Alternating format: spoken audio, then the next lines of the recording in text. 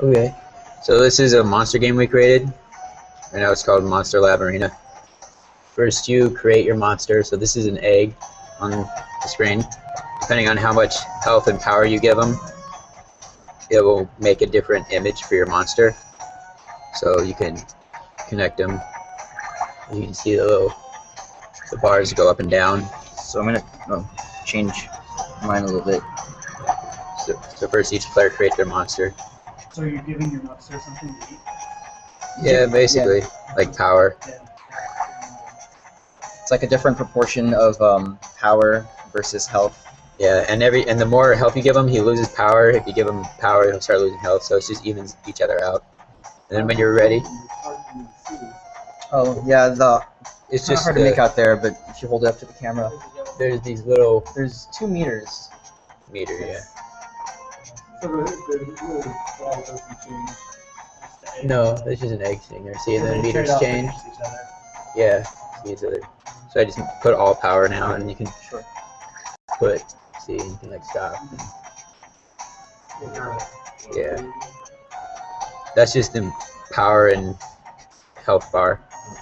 So I'm gonna put all power in mine. Okay. I'll put more health on this one. Okay. Cool. And then you tap when you're ready, and you get to see what monster you got. So whatever proportions you make will give you a different body.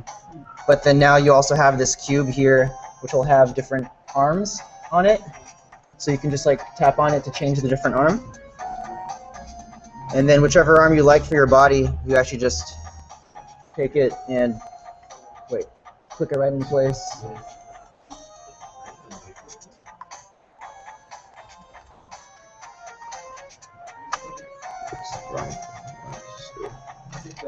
There we go. So I'm going to go ahead and give my guy his other arm too. Give him this claw. Goes on this side. So you get to choose one of these. Yep, choose an arm for each side and also customize your leg.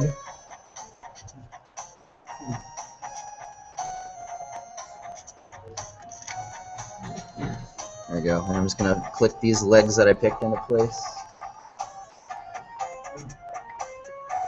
There we go. So here's my monster.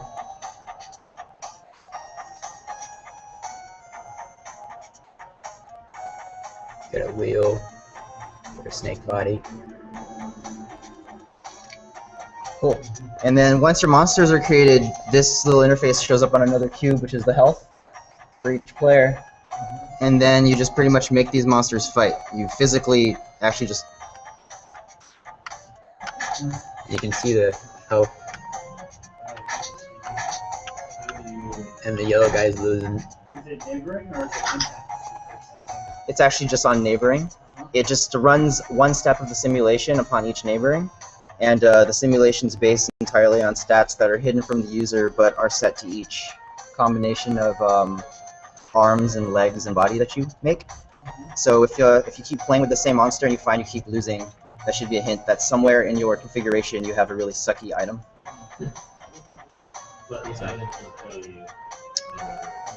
No, it's not actually revealed what contributes good and bad stats to your creature.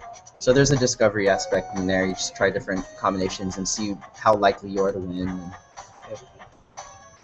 So it's a pretty effective, like somebody wins and then you go back and redesign your monster? Yep. You go back, I just clicked on the screen, or tapped on the screen, and then we're back to this interface again, where you can try to remember what you did right or wrong in previous matches and design your next monster.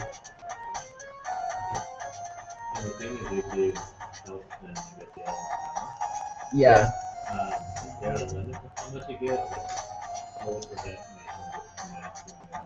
So Yeah, let's they see. each have a max and a minimum. If I tried to max this out, the only real downside is now you're really compromising your other stat because they actually are proportions of one another. Yeah.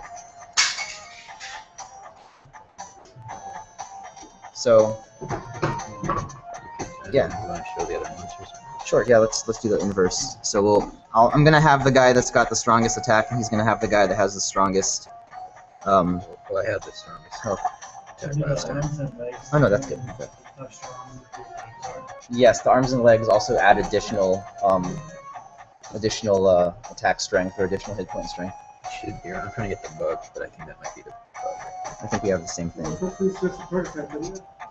Was the idea that No, we in the have time the player would understand the strengths and then, or the strengths of the arms change every play. The strengths don't change every play. A lot of it's based on like luck, like with a roll there, but the potential, like the max that you can do, is consistent for your setup. So what it was really about was finding a combination that seems to work, and if you find that it doesn't work, figuring out what part of it needs to be tweaked.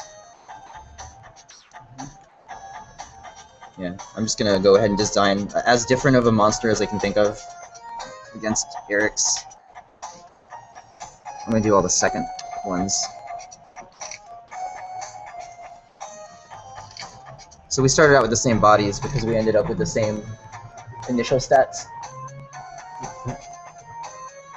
But then when we do the fight, we can watch the let's see. Let me get closer here.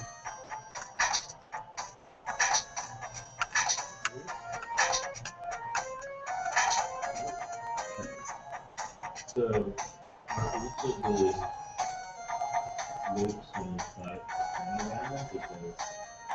Yeah, you're gonna do 10% to 100% of your max damage every round. Yep. Yeah, so it actually gets exciting if it's pretty close near the end. So, Let me see. yeah, and then we've got 5 different body types and 3 different left arms, 3 different right arms, and 3 different leg combinations. And then all the combinations just yield a different creature. So What was the note? I think Eric's trying to find one of his other body types, but he doesn't. Yeah, trying to find a sweet spot in his proportions. Alright, I think we should get the robot. Yeah, I think the robot has high purple. So based on how you set the proportions, and you just There we go. assign to the type. Yeah. There's a robot and a bug too. So would the idea be that you don't get to see what your opponent is doing until you fully creating a creature? Yeah. Yeah, the way this was supposed to be played actually was you are seated opposite of your opponent, and you have your 3 facing you, and then you're just like pouring your proportions in, and then it's not until the actual start of the fight where you actually tilt it downward and start ramming against your opponent's cube. Yeah, the stats are in the beginning phase when you pour, and then whatever part you pick. That's basically the stats. So the same, always being the same monster won't always win depending on what the other person does. Right. Even if 2 people make the same monsters, there's a little bit of variance in there. Not as strong though as if you actually change your parts out. Because certain parts have high health and low power, and other ones have high power and low health. So. Yeah. Are there any questions at all? Do you have a title? It's yeah. called Monster Lab Arena. I was gonna try to show the icon, the pretty icon, but that's okay. I'm worried it will just disconnect and fail miserably. So. what would you It say might is as well the be. biggest next step if you got like a scope on something? Well, we would do the actual, because at first it was kind of a rock, paper, scissors kind of game, but we had to take that out. So then we just reduced the battle to this, because at first the battles were going to be basically rock, paper, scissors, but it was melee, range, and magic, and each one beats another one. And then depending on what move you do, they counter each other. So the other guy wouldn't be able to attack if you countered him. So here's the icon. I just realized it's mirrored. Yeah, it's mirrored. It's like Yeah. Focus. The It's focal cute, point's though. a little Yeah, we were gonna have gestures for the fighting. So whatever move or part you pick that has a certain thing, like the sword one, the faster you do that move, the harder your attacks gonna hurt. The slashes, that move, and other ones are actual like little games where you gotta tilt the aimer to aim at his face, and then you click it to shoot at him. Just like little things like that. That's what we Would have done if we had. if we had Yeah, this part we had to cut out.